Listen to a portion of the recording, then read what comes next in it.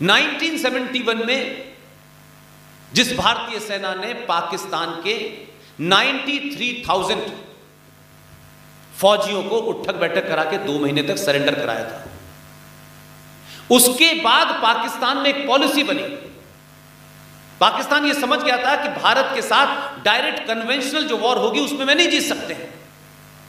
इसका जिक्र मैं इसलिए कर रहा हूं कि वो मुझे इतिहास नहीं बताना, वो तो अभी आप 2 दिन पहले जिसे दिल्ली में आपने भेजा है उसने वहीं जाके बताया, आज की जनरेशन देख सकती है।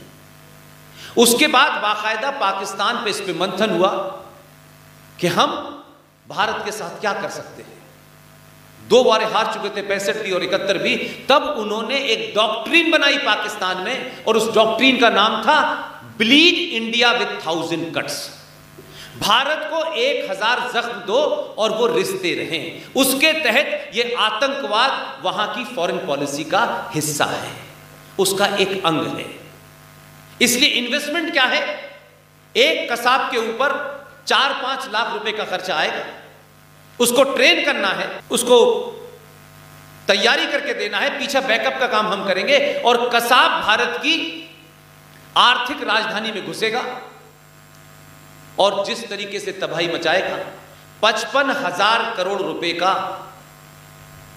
उस दरमियान में पूरी मुंबई को आर्थिक नुकसान हुआ और एक हमले ने पूरे देश की जो राष्ट्रीय चेतना थी, जो नेशनल विल थी, उसको डरा दिया। आपके कमांडोज ने एक्शन किया, फिर वो मारा गया, फिर उसके बाद में मुकदमा चला। लेकिन एक आदमी पे 5 लाख रुपए का इन्वेस्ट 6 लाख रुपए का पाकिस्तान ने किया और उसने भारत में वो तबाही मचा दी जो कि युद्ध के बराबर होती है। आर्थिक रूप से आपने आपकी राजधानी को तोड़ दिया। उसने 4-5 दिन तक मुंबई स्टैंड स्टिल हो गया। लेकिन उसकी तरफ इशारा आरएसएन सिंह साहब ने इस किताब में किया है। पूरी प्लानिंग में, उस 26/11 की पूरी प्लानिंग में भारत सरकार का गृह मंत्री शामिल था, भारत सरकार का सिस्टम शामिल था। यह बात कोई नहीं कह सकता। बड़े सवाल लोग उठाएंगे, एक डॉक्यूमेंट इसके अंदर है पूरी प्लानिंग के साथ, क्योंकि 2009 का चुनाव जीतना था और अगर हम चुनाव नहीं जीतेंगे और हम हिंदू टेरर क्रिएट नहीं करेंगे तो मुसलमान का 100% वोट नहीं मिलेगा हमें।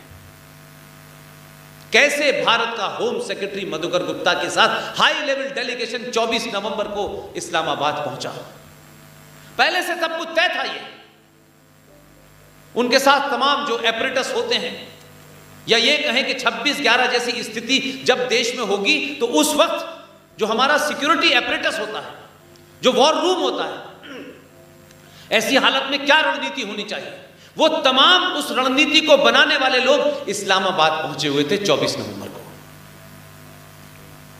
उसमें एक साहब थे, ऐसा नहीं है कि बहादुर लोग नहीं होंगे। उसमें एक साहब थे, ईमानदार थे। वो 24 नवंबर को पहुंचे, उनको रात में एक सेंस हो गया कुछ गड़बड़ लगता है। उनको वापस नहीं आने दिया जा रहा था क्योंकि सीधे तौर पे शामिल थे।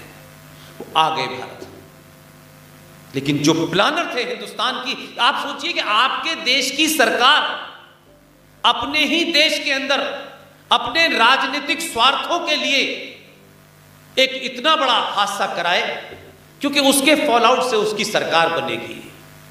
ऐसी सरकार को आग लगा देनी चाहिए। ऐसे लोगों को चौराहों पे घेर घेर के मारना चाहिए। अगर इसमें हत्या का भी आरोप लगे तो कोई दुख की बात नहीं है, क्योंकि यह नस्ल समाप्त होनी चाहिए। नहीं, मेरी आने वाली जनरेशन भुगतेगी। किसी एक को पहल करनी पड़ेगी। भारत की व्यवस्था उनको सजा नहीं दे सकती।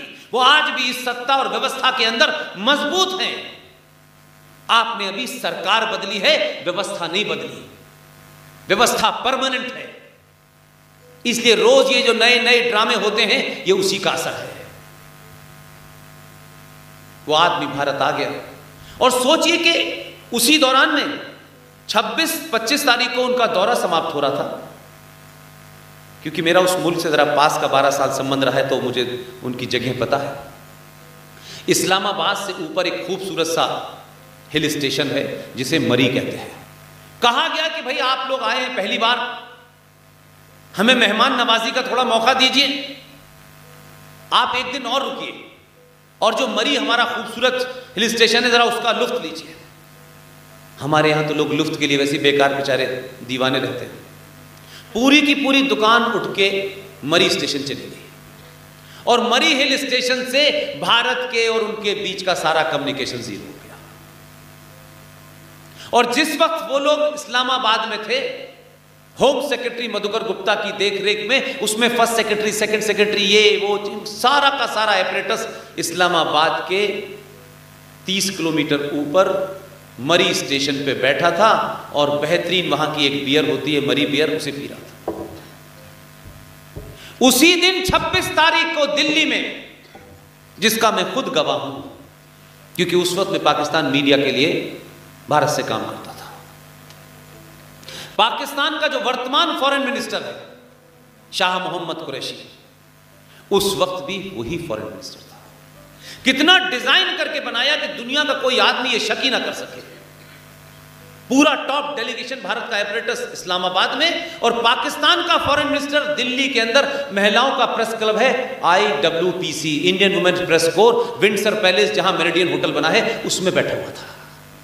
कोई सोच सकता है कि ऐसी कोई प्लानिंग हुई हो?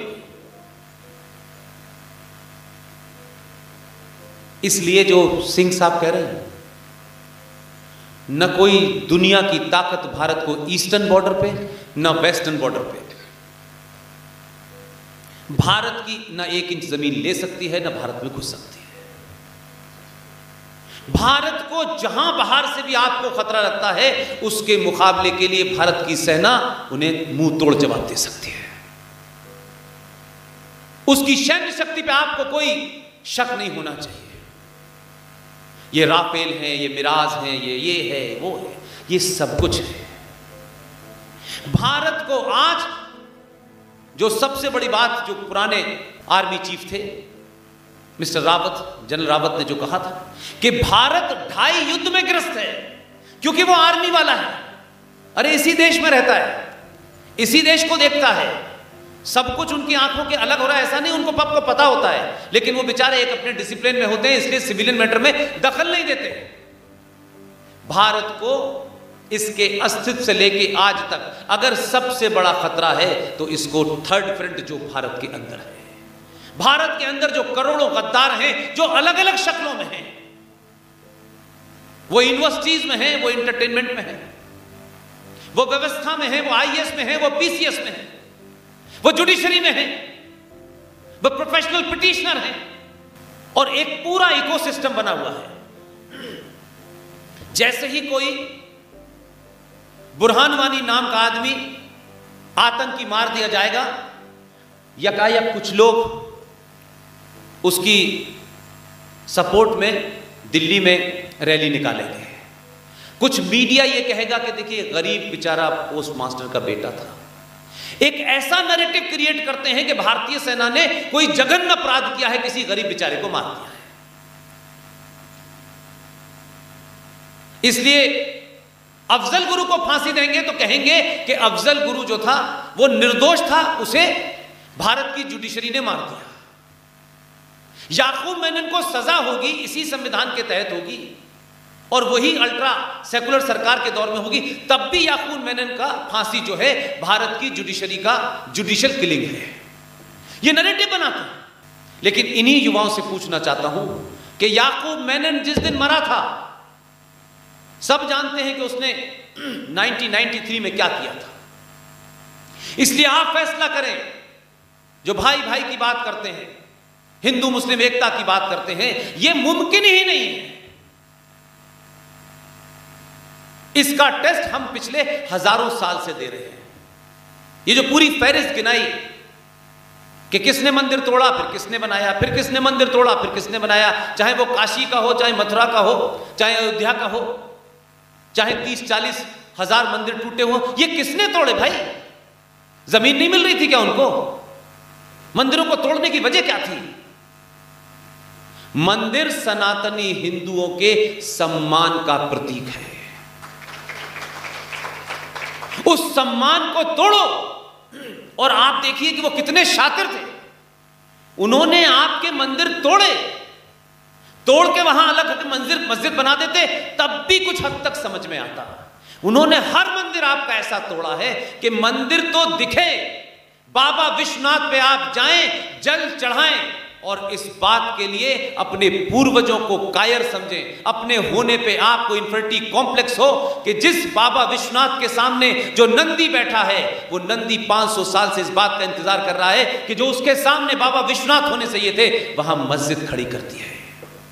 बार बार आप देखें, इसलिए हर मंदिर को तोड़कर उसके ऊपर मस्जिद बनाइए ताकि मंदिर रहे, ताकि आने वाली नस्लें इस बात का एहसास करें कि तुम्हारे बाप दादा कायर थे, तुम्हारे सम्मान का प्रतीक, तुम्हारे आस्था के प्रतीक को हमने तोड़ के उस पर मस्जिद बनाई है। यह डेलिब्रेट किया गया।